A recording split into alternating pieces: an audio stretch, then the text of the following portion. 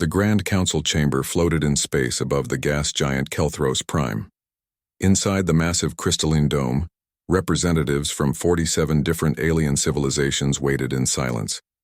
The air hummed with translated conversations through neural interfaces and sound projection devices.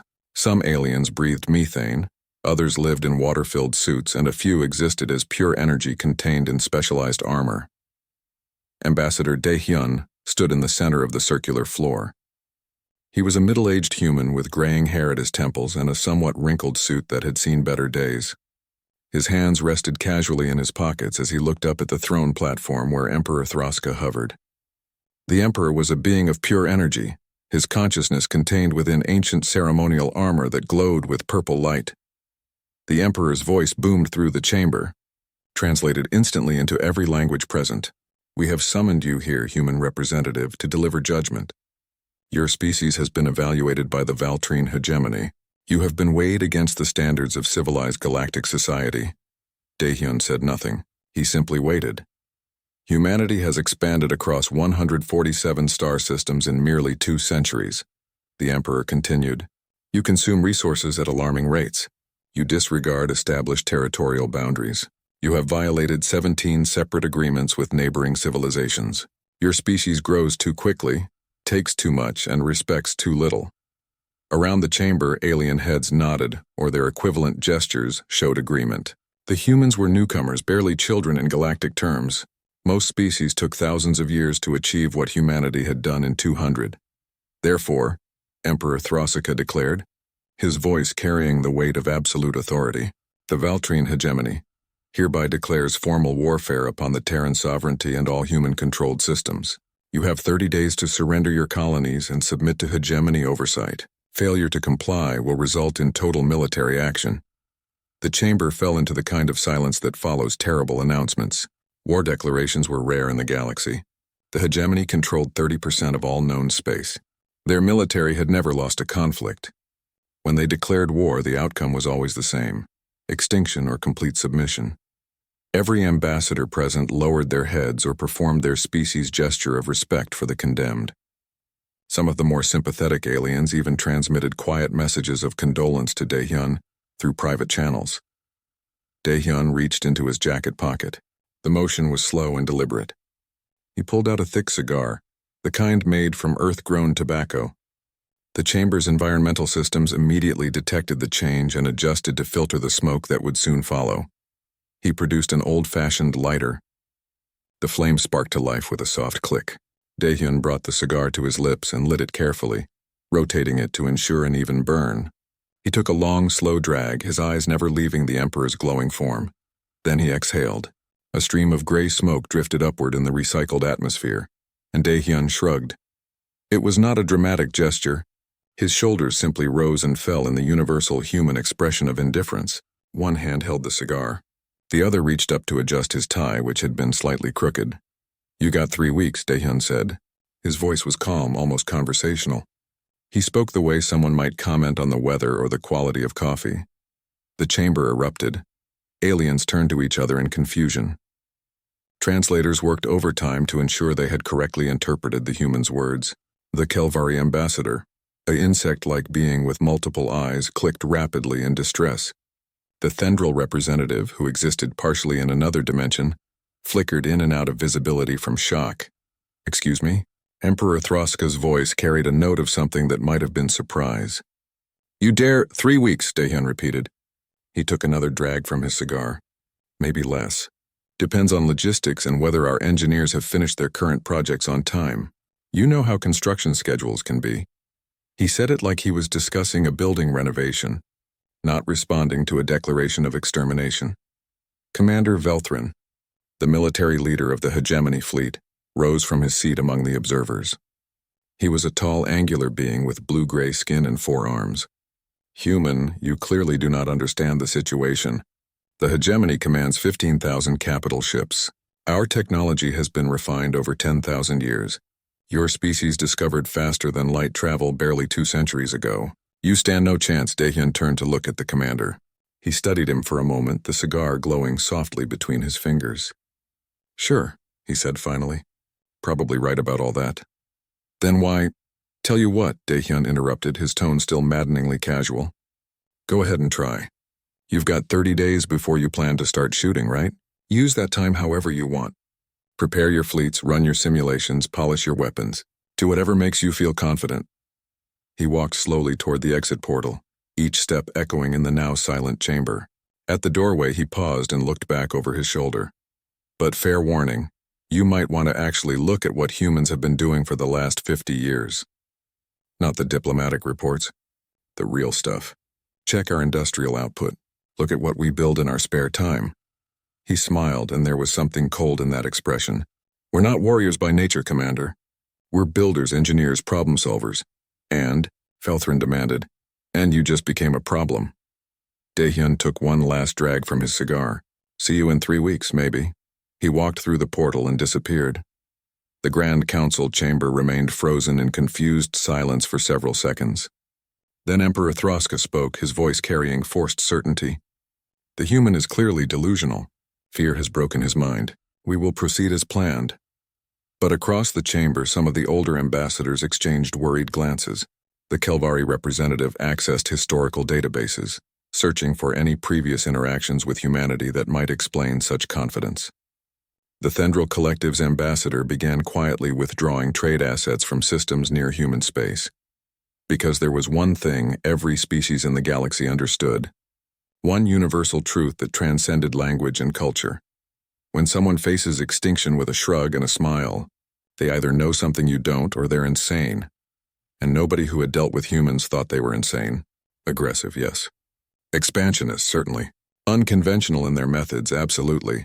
But never insane. Commander Velthrin returned to his seat, but his mind was already racing through tactical scenarios. He made a mental note to review human military capabilities personally. Something about the ambassador's demeanor bothered him deeply. Somewhere in the back of his mind, a small voice whispered a question that would haunt him in the coming weeks. What if the human wasn't bluffing? Back in his personal quarters, Daehyun poured himself a drink and looked out at the stars. He had been a mining colony administrator before becoming a diplomat. He understood resources, logistics, and industrial capacity better than most military strategists, and he knew exactly what humanity had been building in their backwater systems. He raised his glass in a silent toast to the hegemony's fleet. They were going to need the luck. Fleet Commander Velthrin stood on the bridge of the dreadnought Endless Victory and watched the largest military assembly in hegemony history take shape. Through the massive viewports, thousands of ships hung in formation above the military staging world of Thros Minor. Capital ships the size of small cities, carrier vessels housing fighter craft by the thousands, support ships, supply barges, troop transports, and mobile command stations. 15,000 capital ships, 400,000 support vessels, enough firepower to glass entire planets or crack moons in half. Status report, Velthrin commanded, his forearms working across multiple control interfaces simultaneously. His tactical officer, a younger member of his species named Krell, pulled up holographic displays. All fleet groups have reported ready status, Commander. The Endless Victory's main cannon has been charged and tested. Our intelligence division has finished mapping all human defensive positions. Velthrin studied the tactical map hovering before him. Human space looked pathetically vulnerable. 147 systems, most of them lightly defended. Their defensive stations used basic fusion weapons and kinetic barriers. Primitive stuff. The kind of technology most species abandoned after their first 1,000 years in space. What about their fleet strength? Velthrin asked. Approximately 1,200 capital ships, Commander. Most are converted colony vessels or cargo haulers. Their actual military ships number less than 300, and those are outdated designs based on Thendril collective technology from 50 years ago. Velthrin allowed himself a moment of satisfaction. The human ambassador's confidence made no sense in the face of these numbers. Perhaps the human leadership had simply decided to face extinction with dignity, rather than panic. Some species did that. We advance in 28 days, Velthrin said. Continue preparations. I want 0 defects in our supply lines. Across the galaxy, in a cramped apartment in the new Sol Arcology on Earth, Minji wiped grease from her hands and watched the news broadcast on her small wall screen.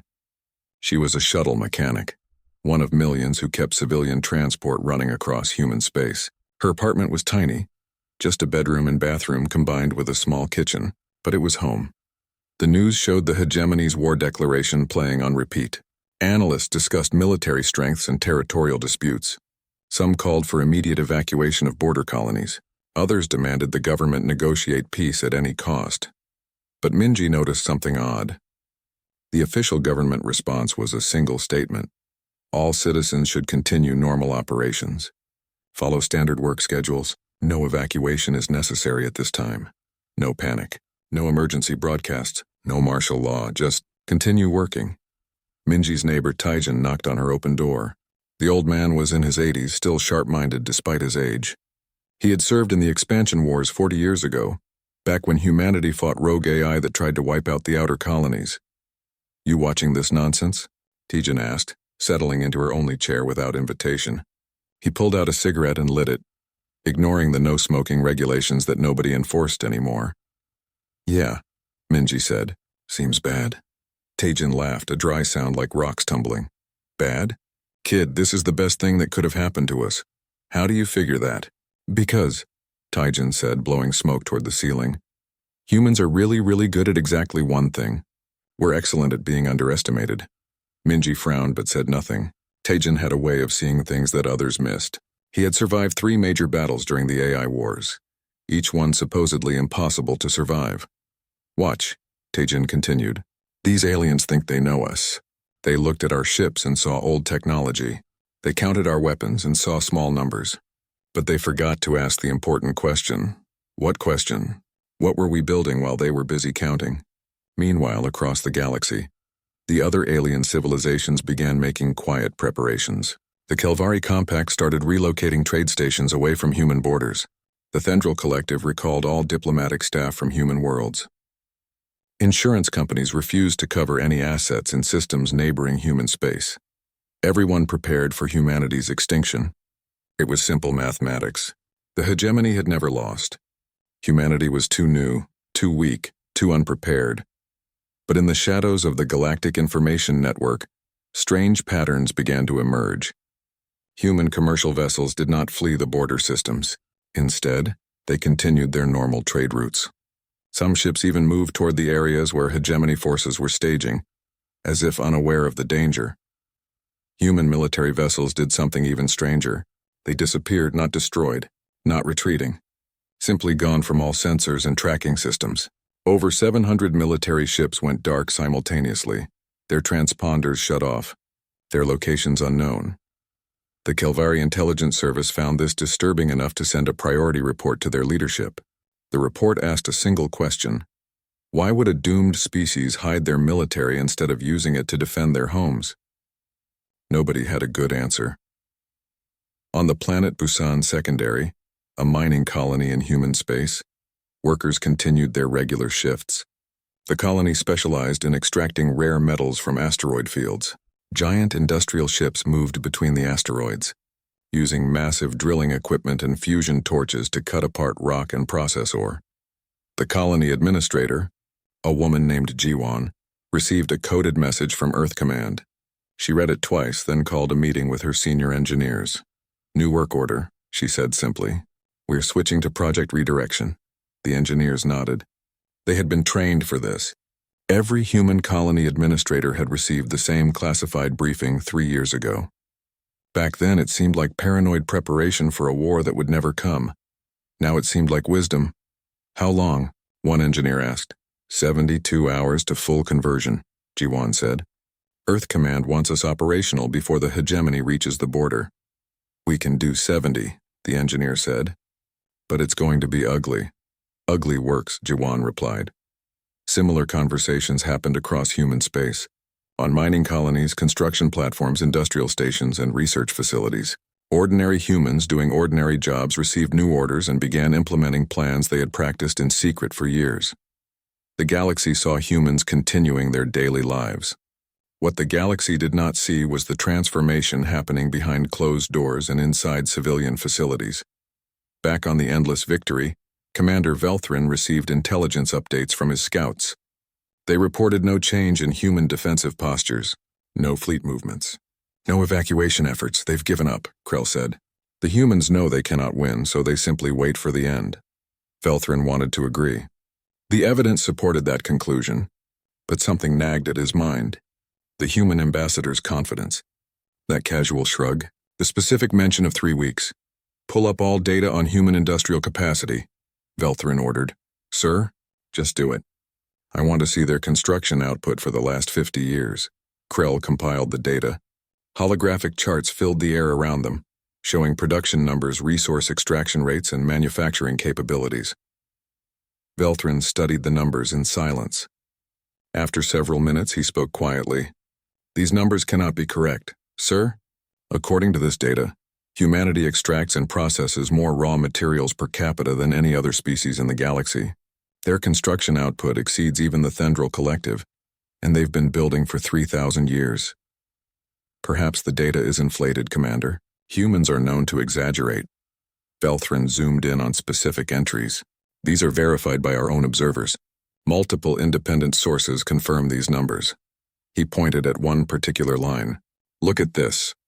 In the last 10 years alone, humans have built over 40,000 large-scale industrial platforms.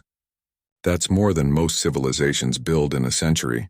But what are they building, sir? That was the question that would keep Velthrin awake for the remaining days before the invasion.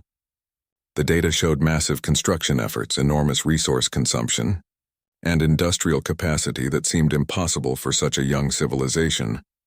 But it did not show what all that effort had produced. As the days counted down to war, the hegemony fleet prepared with absolute confidence. They had the numbers, the technology, and the experience. What they did not have was the ability to imagine what desperation, creativity, and industrial capacity could create when combined with human stubbornness. In 3 weeks, they would learn, and Daehyun, sitting in his office on Earth, lit another cigar and reviewed the final deployment reports. Everything was ready. Let them come. Day 30 arrived with the kind of silence that precedes storms. The hegemony armada entered human territory at the border system designated New Pyongyang. 15,000 capital ships dropped out of faster-than-light travel in perfect formation, their weapon systems armed and ready. Commander Velthrin expected to find desperate human defenses. Hastily erected barriers, minefields, suicide ships preparing last stands. Instead, his sensors showed nothing. Empty space. Silent planets. Orbital stations running on automatic but completely unmanned. Scan for cloaked vessels, Velthrin ordered. Full spectrum analysis. His sensor operators worked their stations for 10 minutes before reporting back.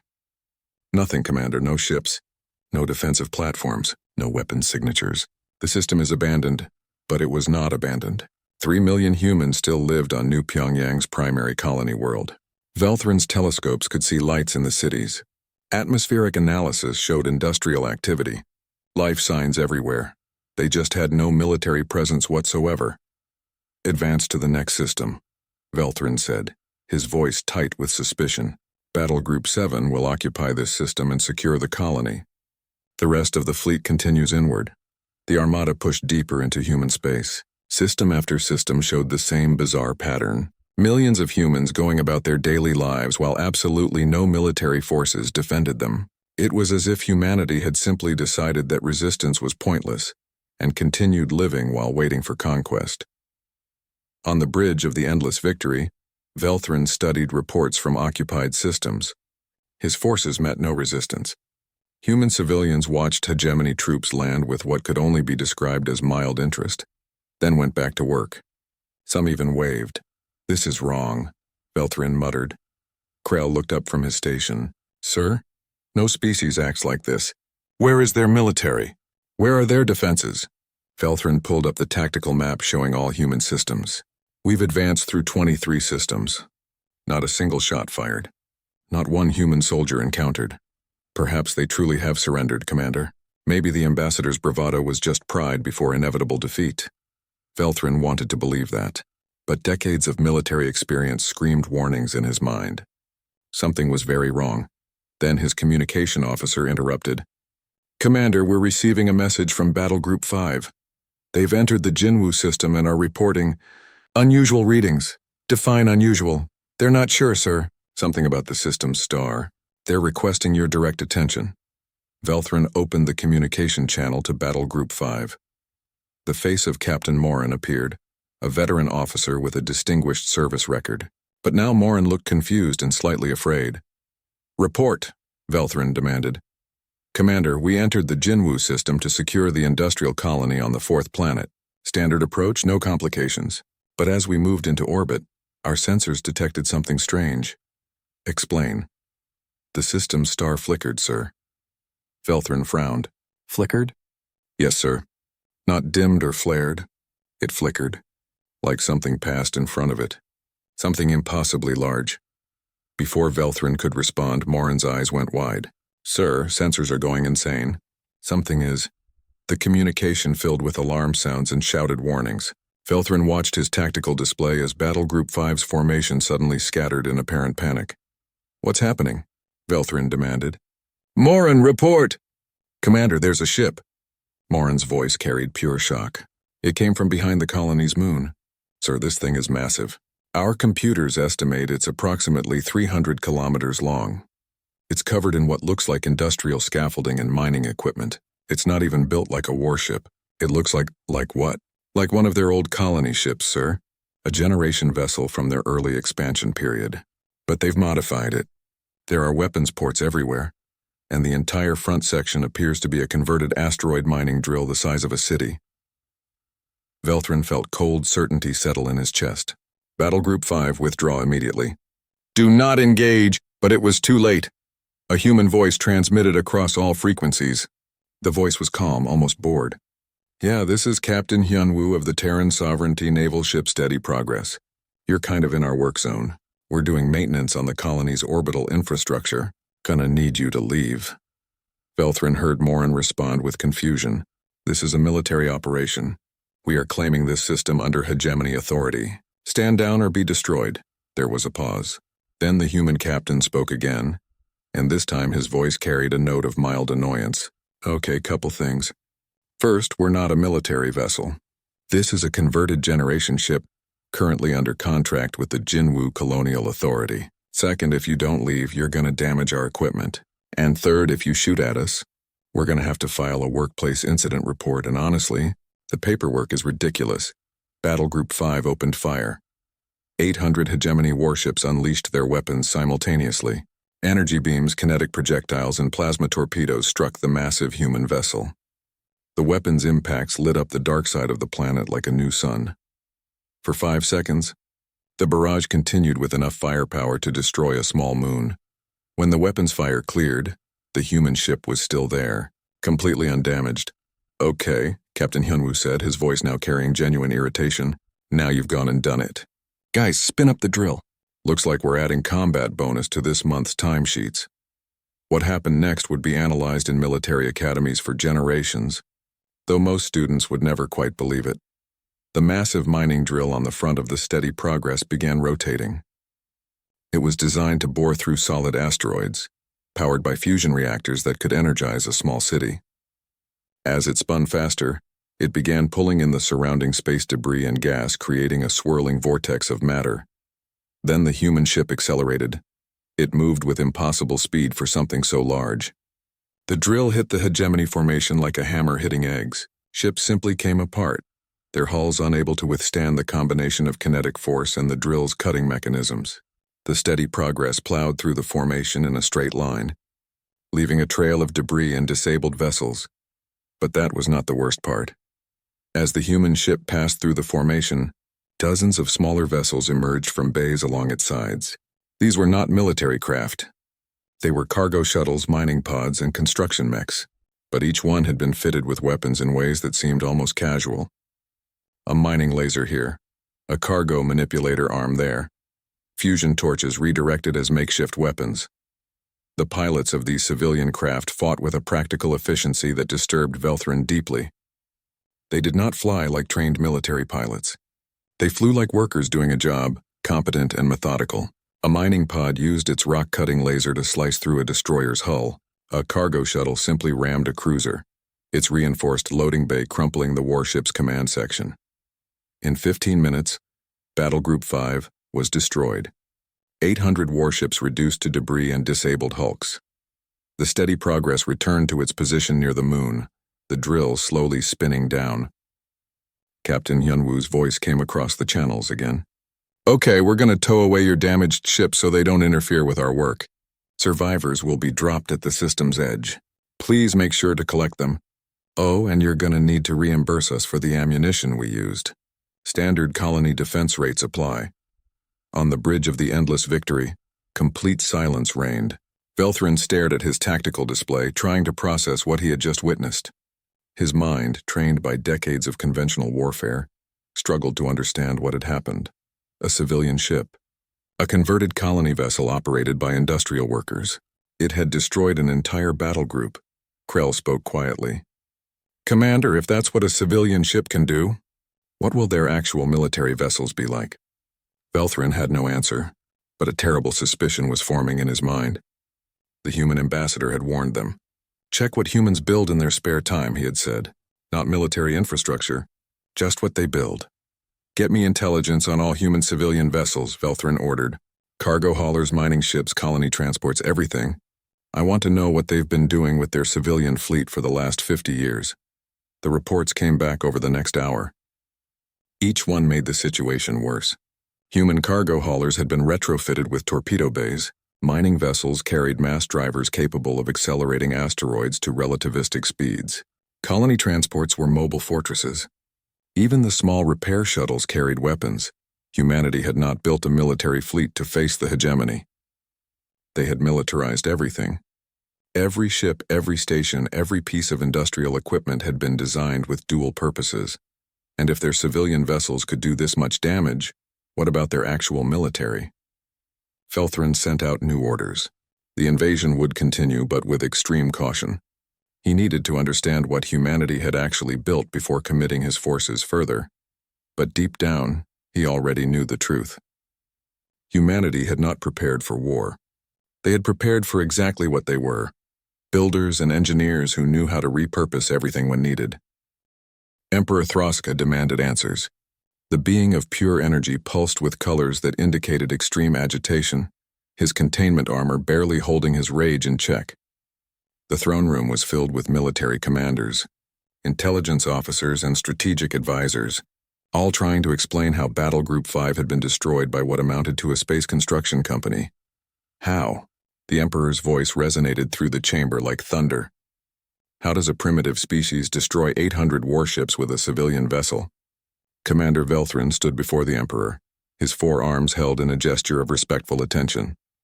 Your Majesty, we underestimated their approach to warfare. Humans do not separate civilian and military infrastructure the way other species do. Explain. Velthrin activated a holographic display. It showed the steady progress in dozens of other human vessels. Every human ship, regardless of its primary purpose, has been designed with combat capability. They did not build this capacity recently. They have been doing this for at least 50 years, possibly longer. An intelligence officer, a Kelvari named Thex, stepped forward. Your Majesty, we have analyzed human industrial patterns. The data is disturbing.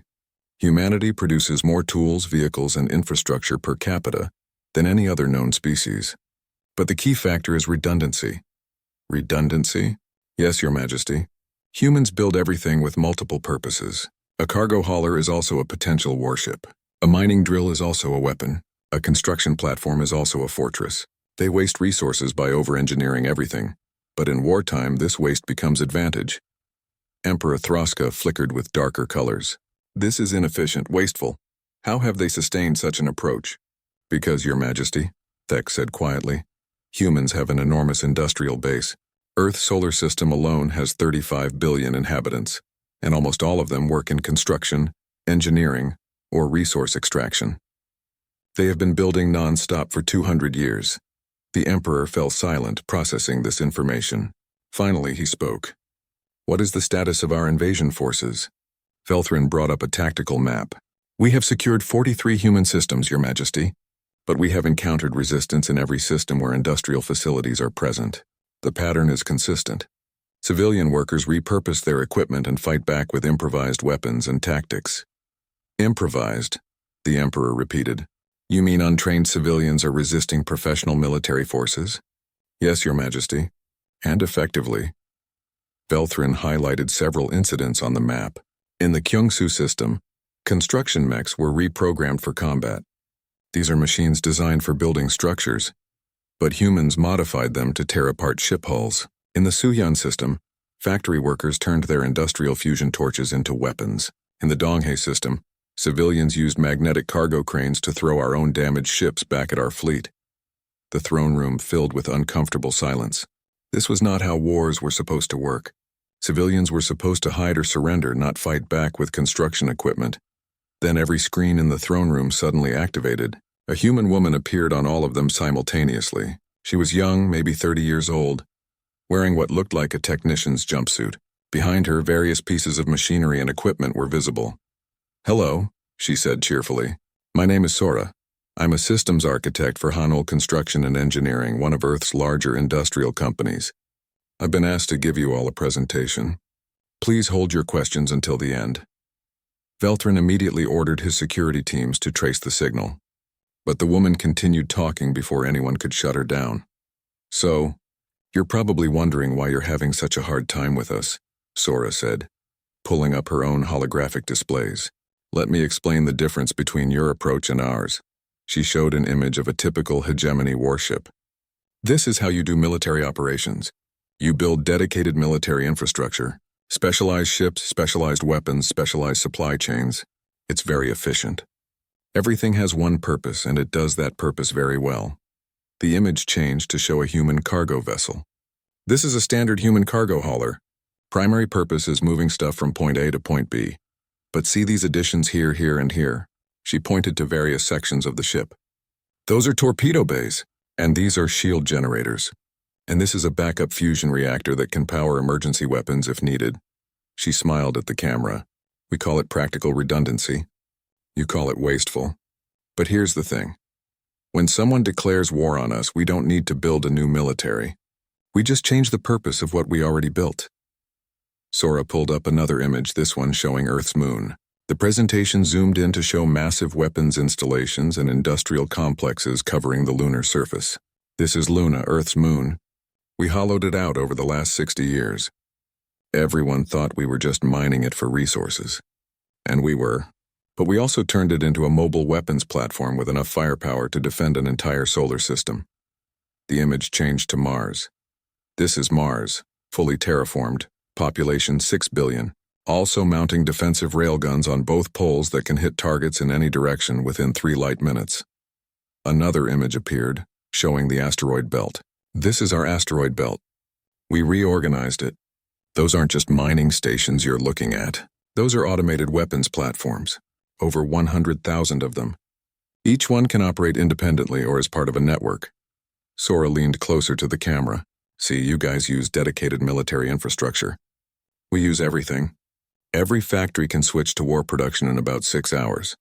Every ship can fight. Every station can defend itself. Every colony has enough firepower to at least make an attacker think twice." She pulled up a final image showing detailed statistics and numbers.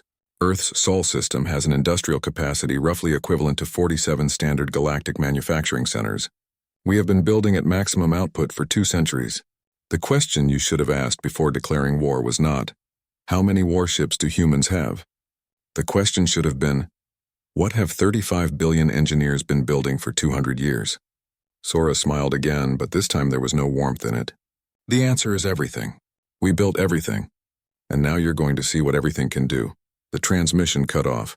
Emperor Thraska sat in stunned silence. Around the throne room, military officers exchanged worried glances. The implications were staggering. Humanity did not have a military that could be defeated in conventional warfare. They had an entire civilization that functioned as a military when needed. "What is the status of our second wave?" the Emperor asked quietly. An aide brought up deployment information. "Entering the Kyungsu system now, Your Majesty. 5,000 ships. They are encountering heavy resistance." The tactical displays showed the battle unfolding in real time. Human forces were not fighting like any military Veltrin had ever seen. They fought like workers who had been interrupted during their jobs. Annoyed, practical, efficient. A human cargo ship dumped its entire load of industrial waste material into the path of advancing hegemony vessels, creating a cloud of debris that damaged sensors and hulls. Mining vessels used their equipment to grab hegemony ships and simply throw them into each other. Construction platforms activated hidden weapons and fired from positions no military planner would ever consider. And the humans used their civilian communication networks to coordinate everything. There was no military encryption, no secret channels. They just talked to each other openly, coordinating attacks like they were scheduling work shifts. Target the manufacturing centers, Velthrin suggested. If we destroy their ability to produce weapons, every human facility is a manufacturing center, Thex interrupted. We analyzed their infrastructure. A residential apartment complex has fabrication equipment in the basement. Schools have workshops where students build things. Even their entertainment facilities include manufacturing tools. They have distributed their industrial capacity across their entire civilization. Commander Velthrin felt something he had not felt in decades of military service. Genuine fear. Not for his life, but for the outcome of this war. The hegemony was fighting an enemy that had no center to strike, no critical infrastructure to destroy, no military leadership to eliminate. They were fighting an entire species of engineers who had turned everything they built into potential weapons. On Earth, in his office, Ambassador Daehyun watched the tactical reports and lit another cigar. His assistant Bora entered carrying new updates. The hegemony is requesting negotiations, Bora said. Daehyun took a long drag from his cigar, letting the smoke curl toward the ceiling. Already? We're only 2 weeks in. They've lost approximately 40% of their invasion force, Ambassador. The Emperor is personally requesting a ceasefire. Daehyun smiled slightly. Tell them we'll think about it. In 1 week, sir? Yeah.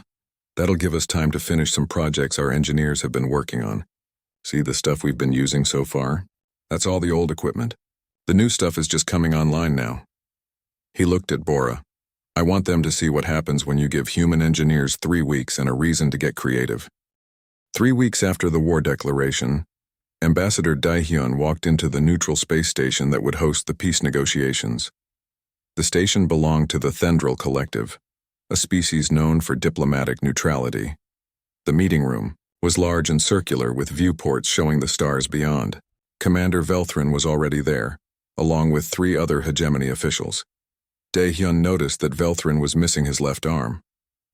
The commander's armor had been modified to accommodate the injury, and his remaining 3 arms moved with careful precision. Commander, Daehyun said, pulling out a chair and sitting down. How's the arm? Velthrin's expression was difficult to read, but his voice carried respect rather than anger. Lost in the Minho system, a human construction mech threw debris at my ship. A piece of it penetrated our hull. Construction mech, Daehyun repeated. Not even a military unit. No, Velthrin said quietly. Not military. Nothing you used was military. Daehyun pulled out a cigar but did not light it yet. He simply held it, rolling it between his fingers. So, you wanted to talk? One of the hegemony officials, an elderly being whose species Daehyun did not recognize, spoke first. The Valtrine hegemony proposes an immediate ceasefire. All forces will withdraw from human space. We will recognize your current borders and sovereignty. In exchange, we ask that humanity cease all offensive operations. Daehyun listened without expression. Then he lit his cigar, taking his time with the ritual. After a long drag, he spoke. No. The officials looked shocked. No. We are offering you peace, complete recognition of your territory, an end to hostilities. Yeah, I heard you, Daehyun said. And I'm saying no. See, there's a problem. You started this war. You declared formal warfare against my people. You invaded 43 of our systems. You killed about 16,000 civilians in those systems before we could get them evacuated. And now you want to just call it even and walk away? Velthrin spoke carefully. What do you want, Ambassador? Daehyun leaned back in his chair. The 17 systems you said we violated treaties over. The ones you used as justification for this war. We're keeping those. Consider them reparations for the damages you caused. The hegemony officials recoiled as if physically struck. Those systems contain resource deposits worth trillions of credits, one of them protested. They represent strategic territory that you're not getting back, Daehyun interrupted. His voice remained calm, almost conversational, but there was steel underneath. You came into our home and tried to take everything. Now you're going to lose something. Seems fair to me. This is unacceptable, the elderly official said. The Emperor will never agree to such terms. Daehyun shrugged. The same casual gesture he had made in the Grand Council chamber 3 weeks ago. The gesture that had confused and disturbed so many. Now, after 3 weeks of warfare, that shrug carried a very different meaning. Then we keep fighting, Daehyun said simply. He took another drag from his cigar. Your choice. Velthrin studied the human ambassador for a long moment. You would continue this war, even though we are offering peace? Commander, let me tell you something about humans, Daehyun said. We're not a warrior species. We don't have a grand military tradition. We don't write poems about honor in battle or any of that stuff. We're builders. We make things. Tools, machines, structures, systems, that's what we do. He leaned forward slightly. But here's the thing about builders. We're really good at taking things apart too. And for the last 3 weeks, you've given us practice. A lot of practice. Our people have been learning how to dismantle hegemony ships, how to crack hegemony armor, how to bypass hegemony shields. We're getting better at it every day. Is that a threat? The elderly official demanded. No, Daehyun said. It's an observation. See the stuff we've been using against you? That's all old equipment. Things we built years ago and just retrofitted for combat. The new stuff is just starting to come online now. He pulled up a holographic display from his personal device. It showed a ship design unlike anything the hegemony officials had seen. It looked like someone had taken a human city and turned it into a warship, with weapon systems that seemed to violate several known laws of physics. This is the TSNS determination, Daehyun said. It finished construction 2 days ago. It's the first ship we've actually designed from the ground up for military purposes. Not a converted cargo hauler or mining vessel. An actual warship built by people who now have 3 weeks of experience fighting your forces. He showed more images. Ship after ship, each one representing a different approach to warfare. Each one incorporating lessons learned from recent battles. We've got 40 more of these under construction. They'll be ready in about 2 weeks. And we're already designing the next generation based on what we learned from these. Velthrin understood. Humanity had been fighting with improvised weapons and converted civilian equipment, and they had still devastated the hegemony invasion force. Now they were beginning to build actual military infrastructure with the same industrial capacity that had created their civilian fleet. The implications were terrifying. You should also know, Daehyun continued, that our engineers have been workshopping new ideas. See, 3 weeks ago, most humans were just doing their regular jobs. Building things, moving cargo, mining asteroids. Then you attacked us, and suddenly millions of engineers had a new problem to solve.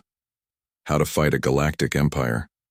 He smiled, and there was something cold in that expression. You know what happens when you give millions of problem solvers a single focused challenge? They get creative, very creative, and they share ideas.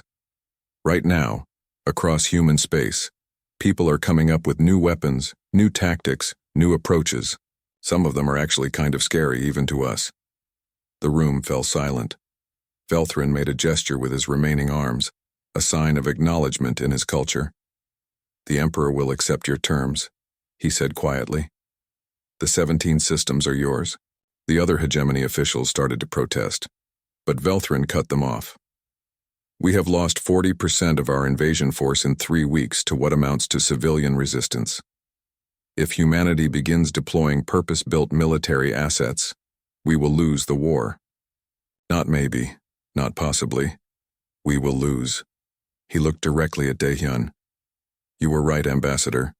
We should have researched what humans actually built instead of just counting your military vessels. We assumed you thought like we did. We were wrong. Daehyun stubbed out his cigar and stood. Send us the formal documentation. We'll sign a treaty that guarantees no further aggression from either side. But remember this, Commander. Humanity didn't want this war. You brought it to us. And we showed you what happens when you force a species of builders to become fighters. The negotiations concluded within an hour. The terms were simple. Immediate ceasefire. recognition of human sovereignty over 164 systems, including the disputed 17, establishment of a demilitarized zone between hegemony and human space, and a clause that both sides would resolve future disputes through diplomatic channels. A week later, the Grand Council chamber assembled again. Ambassador Daehyun stood in the same spot where he had received the war declaration, but the atmosphere was completely different. The other ambassadors no longer looked at humanity with contempt or pity. There was respect now, mixed with healthy fear. Emperor Thraska addressed the assembly. The Valtrine hegemony acknowledges that humanity has earned its place among the galactic civilizations. The war is ended. Peace is established. Daehyun nodded. Humanity accepts this peace. But I want to make something clear to everyone here. He looked around the chamber, meeting the eyes or equivalent sensory organs of every ambassador present. Humans are builders. We're explorers and engineers. We'd rather construct than destroy. But if you back us into a corner, if you threaten our people or our homes, we will solve that problem. And we're really, really good at solving problems. He pulled out a cigar and lit it. The familiar gesture now carried weight. Don't corner us again. The chamber remained silent as Daehyun walked out. Back on Earth, in her small apartment, Minji watched the peace announcement on her screen. Her neighbor Taejin knocked on her door and came in carrying 2 bottles of beer. We won, Minji said, still slightly amazed. Of course we won, Taejin said, handing her a bottle. I told you, humans are excellent at being underestimated. They clinked bottles and drank. Outside Minji's window, Earth continued its normal operations. Factories producing goods, shuttles moving cargo, construction platforms building new structures. Everything looked exactly as it had before the war. Except now everyone knew that all of it could become weapons if needed. Minji returned to her work the next day. She had a shuttle that needed maintenance. The engine had some unusual modifications now, courtesy of the war. Defensive measures, officially. Just in case. Most human equipment had those modifications now. Just in case. Across the galaxy, civilizations updated their diplomatic protocols. New entries appeared in military databases. Cultural assessments were revised. Everyone took note of what had happened. The species that shrugged at war declarations, the engineers who turned everything into weapons, the humans who treated apocalyptic conflict as just another problem to solve. In his office, Daehyun filed away the war records in a secure archive.